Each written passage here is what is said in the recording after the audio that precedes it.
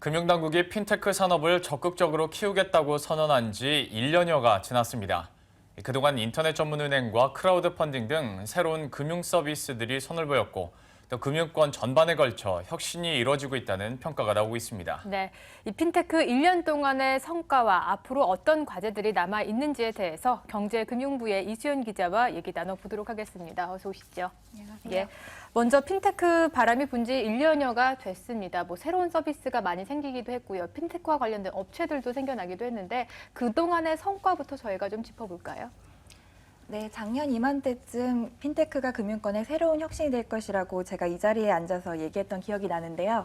실제로 핀테크는 금융권에 많은 변화들을 가져왔습니다. 일단 핀테크가 먼저 도입된 건 결제 분야입니다. 금융당국은 보안 사전 심의 제도를 폐지하고 비대면 실명 인증을 할 수 있도록 하는 등 관련 규제들을 대폭 완화했는데요. 그 결과 간편 결제, 간편 송금, 모바일 카드 등 페이 전쟁이라고 할 수 있을 만큼 신개념 결제 서비스들이 쏟아져 나왔습니다. 자본시장 부분에서도 크라우드 펀딩 제도를 도입하고 보험 분야에선 온라인 보험 슈퍼마켓이 출범해 서비스를 제공하고 있습니다. 금융권 전반에 걸쳐 큰 변화가 불어온 건데요. 금융과 IT의 결합이라 할 수 있는 핀테크에선 결국 금융회사와 핀테크 기업들의 융합이 관건인데 현재 핀테크 기업 22곳이 금융회사와 제휴를 맺었고 핀테크 사업 종사자는 2만 6천 명에 달합니다. 핀테크 바람을 주도하고 있는 임종용 금융위원장이 오늘 KB 하나은행 핀테크 육성 프로그램을 통해 입주한 기업들을 방문했습니다.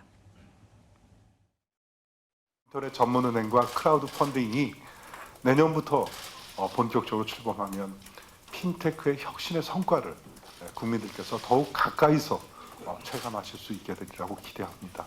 특히 인터넷 전문은행은 지급결제, 송금, 자산관리 모든 금융거래의 영역에서 핀테크를 한 단계 도약시키는 그리고 핀테크 산업으로서는 새로운 플레이그라운드를 맞이하게 되는. 자, 이렇게 전반적으로 살펴보고 있는데요. 보다 구체적인 이야기들 해보도록 하겠습니다. 핀테크 산업에서 뜨거운 감자였던 인터넷 전문은행 사업자 2곳이 이제 선정이 됐는데요. 앞으로의 전망은 어떻게 나오고 있나요? 네, 인터넷 전문은행은 금융권의 판도를 바꿔놓을 거란 기대와 함께 치열한 경쟁을 통해 한국카카오은행과 K뱅크 2곳을 선정했는데요. 23년 만에 은행인가를 받은 새로운 은행입니다. 먼저 3,800만 명이 이용하는 카카오톡을 기반으로 카카오은행은 고객과 판매자를 직접 연결하는 앱 결제 방식을 내놓겠다는 계획을 밝힌 바 있습니다. 앱을 통해 직접 결제하면 중간 단계의 거래 비용을 대폭 감축할 수 있다는 장점이 있겠고요. 또 K뱅크의 경우 편의점이나 공중전화 등 오프라인에서 비대면 인증을 더 쉽게 할 수 있다는 접점을 내세웠습니다. 동네 편의점에서 ATM을 통해 인증과 거래를 할 수 있다면 금융생활이 훨씬 편리해지는 부분이 있겠죠.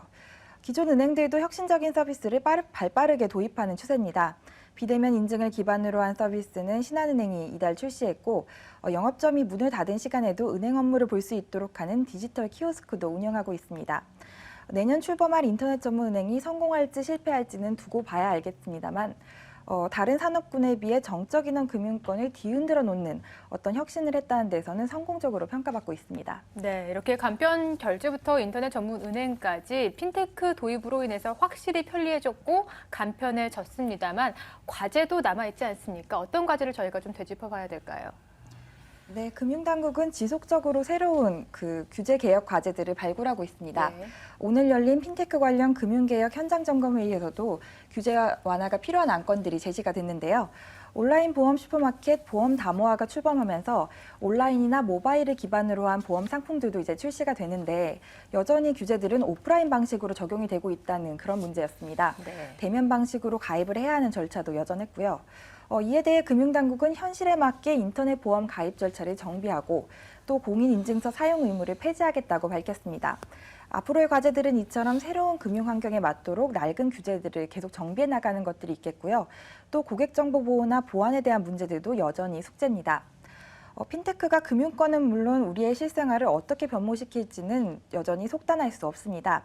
확실한 건 앞으로도 핀테크를 기반으로 한 금융 환경이 급변할 것이라는 점입니다. 이렇게 해서 이수연 기자와 함께 핀테크 산업의 지난 1년과 또 앞으로의 과제 한번 살펴봤습니다. 잘 들었습니다.